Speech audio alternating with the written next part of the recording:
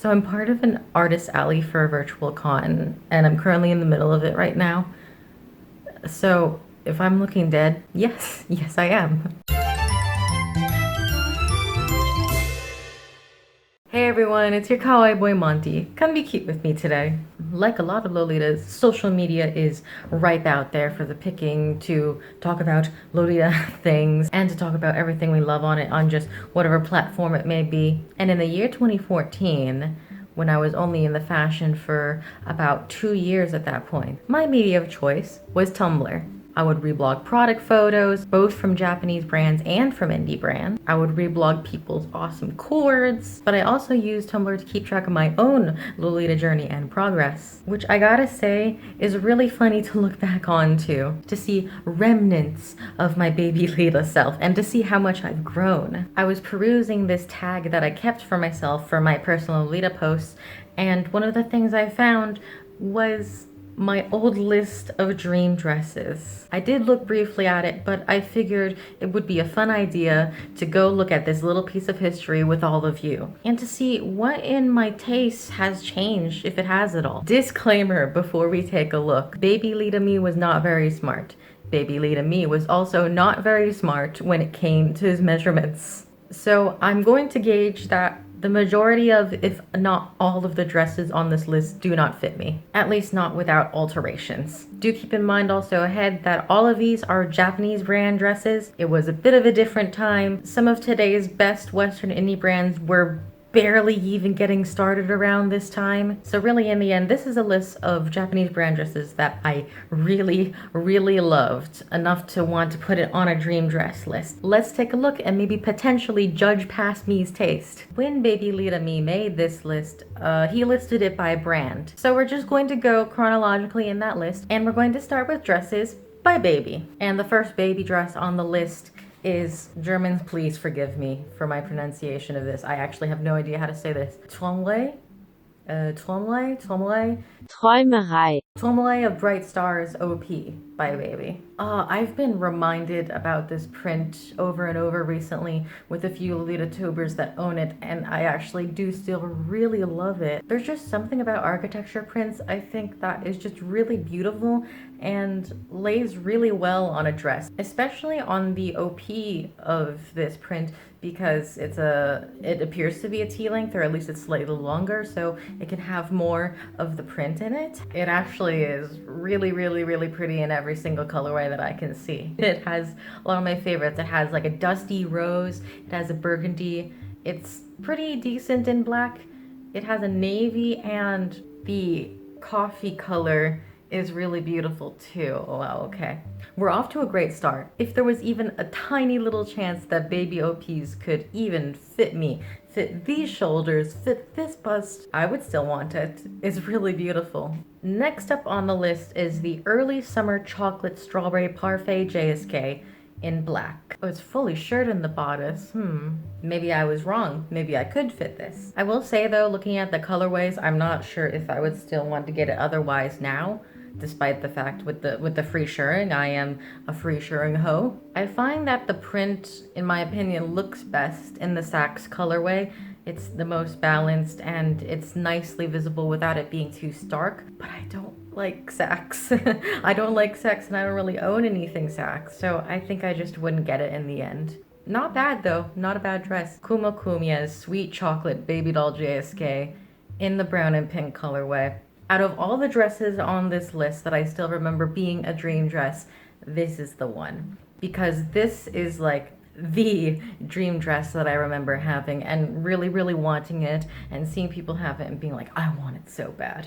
And being encouraged too, because the bust is listed to go up to 108 centimeters, which is too small for me still. But at the time, Baby Lita me thought that it could fit me. So knowing that, I've kind of had to come to terms with the fact that unless I get it altered, I'm probably gonna never own this dress. This is something that happens a lot with plus size Lolitas. It's a very, very, very common experience, I think, is that we can't get too attached to releases like like this because we kind of know for a fact that it's just plain not gonna fit us in 9 out of 10 scenarios. So what we'll do is that we'll try not to get too attached at first. Or another thing that could happen, which is what happened to baby Lita me with this dress, is that we wanted it and believed in it so much and thought that we could have it, but then realizing that unless you pay extra to get it altered, maybe even have to buy the dress twice to get it altered, we kind of have to mourn our wanting for it. And that's what I did when I returned to the fashion 2 years ago, is that I had to mourn having this dress. My thoughts on this may change when I actually do try getting a piece altered.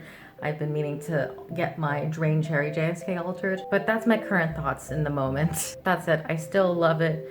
I still adore it, and I really love seeing it on other people. It makes me really happy. Good dress. Still a good dress. 10 out of 10. Next up from baby is the Dot Millefoy JSK. In cream and brown, I really liked brown colorways. I think I still do to some extent. This dress fascinates me because it's clear that the construction in this dress and all of the ruffles along with the shape and with the corset lacing going on, the shape is like really well put together. It's showing baby's priority with construction. But when I shared this dress with some of my pals in the Frill Zone Chill Zone, they were kind of confounded by some of the colorways, and actually I am too. I think I picked the cream and the brown because it's definitely the most cohesive colorway in my opinion. The pastel rainbow colorway I think could have been really good if the corset lacing and the ribbons were just a different color. The nice chocolatey brown on top of all the pastels I think confuses some people. It looks fine in the ivory, but the cream and brown just, it's more interesting. It's got more intrigue. Pink and brown's okay, I think. It's fine. I think it's okay. But the brown and the sacs, again, this just might be coming from me not liking sacs too much, but I do think it contrasts in a way I don't really like with the brown. Would I still take this dress even if it did fit me? I don't really know. I think I might have to pass on it.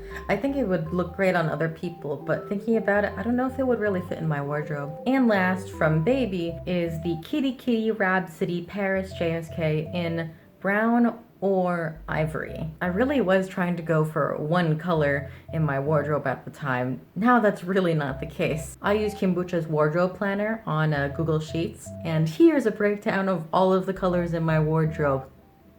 Not very cohesive, is it? I don't know if that's bravery or foolishness, to be honest. Now this JSK, this Kitty Kitty Rhapsody Paris JSK, it's cute, I guess. Why did I want this to be a dream dress? There's leopard print on the straps and on the hem ruffle. Past me, what? Why was this on my dream dress list? It's there's nothing wrong with it. It's perfectly fine. I'm baffled. Is it cats? I had some cat stuff in my old wardrobe. Of all of the cat prints,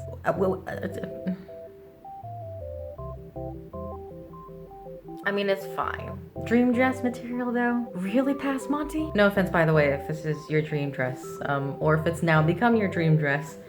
I just, Interestingly, baby took up the majority of the list. So with these two remaining brands, there's gonna be less to go through. Let's move on to Angelic Pretty. The first dream dress from Angelic Pretty is the Omekashi doll set. Oh, I can tell why this was on my list. The Omekashi doll set, or dress up doll set, is an AP Lucky Pack that was released in 2013. It's a Lucky Pack that came with a JSK, a blouse, a headpiece, socks, and a bag, all together for about $100 US, 10,500 yen. All of that brand for $100. And the set itself is, while it can be seen as rather basic, it's quite a fine basic. It's got some nice little details to it. And all of this put together, all of these items for just $100. And with me having been in the fashion for only 1 year and really wanting some brand and some more items, I wanted this set. And so when news of this Lucky Pack came out,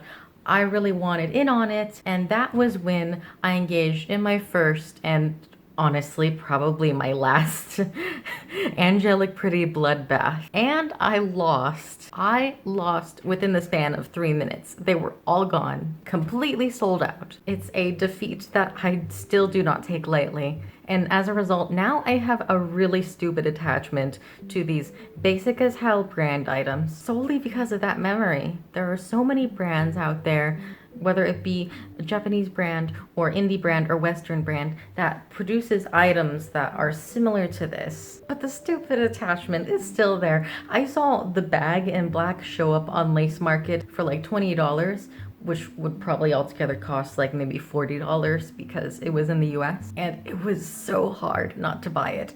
Fortunately, I didn't have any money to spend at that time, so I could just look away from it. But I still think about that stupid little lucky pack. Next up is the Musée du Chocolat JSK in pink. More brown, more brown. So as a result, it's actually probably pretty natural that I like dresses with a lot of chocolate motifs in them. Still do. They're nice. I think there are a lot of dresses in Lolita that I could maybe potentially pinpoint as being the one that got me into the fashion one way or another.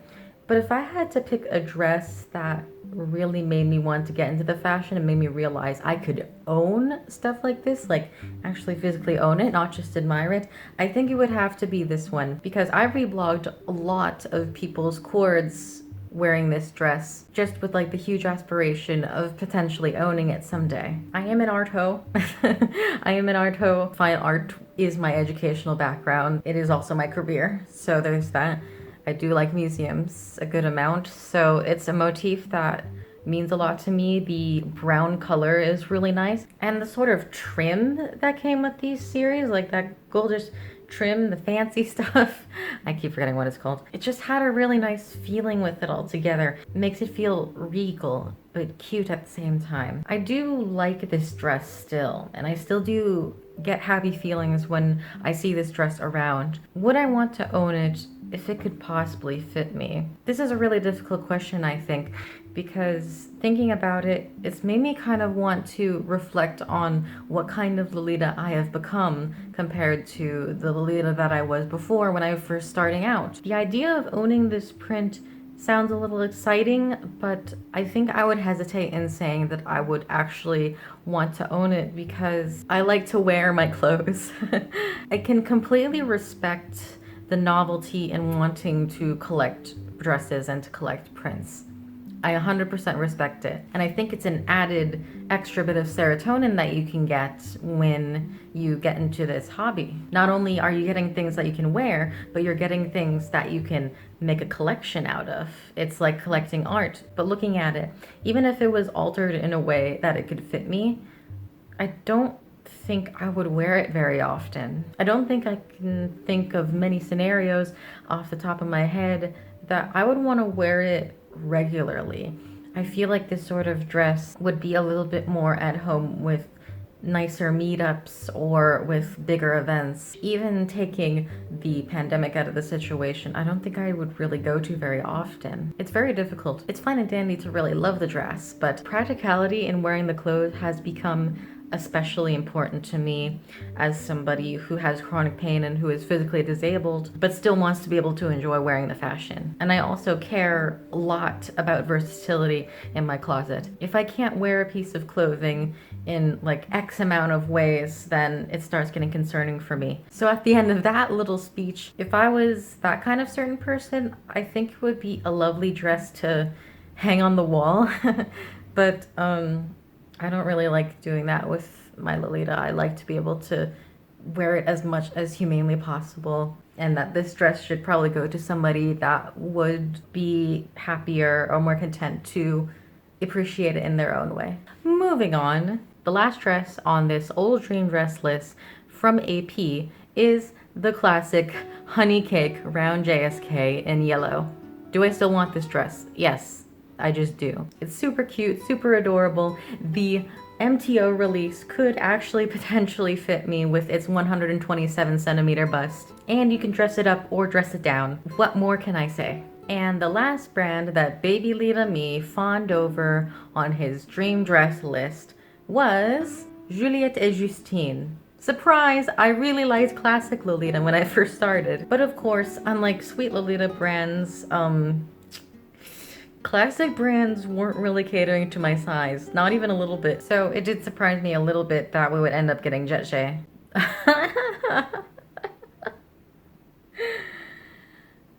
I really did like cat stuff back then. You get one cat skirt and then all of a sudden you're obsessed with it. I think that's how Lolita works now. You get one thing of one motif and then all of a sudden that's your whole personality.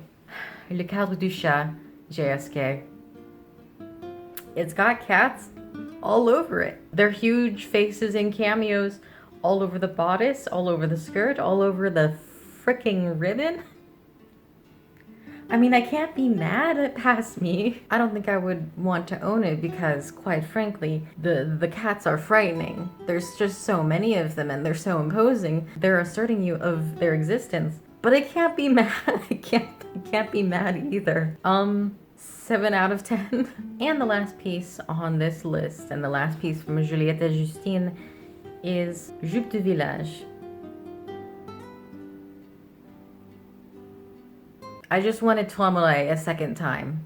And that's it. That's the entire list. And that's all I got to say about the pieces there. It was really fascinating going through all of this and taking a peek at the tastes Past Me had. Overall, he's confused, but he's got the energy. If you've ever owned a Tumblr or written down anywhere your own personal dream dress list, I think you should try go digging for it and try to do this yourself because this was pretty fun. Some parts were really baffling, other parts were really reassuring and insightful because a couple of these are on my actual dream dress list now, and it gave me a few things to think about. We're coming to an end to this video, and first of all, thank you for 70 subscribers.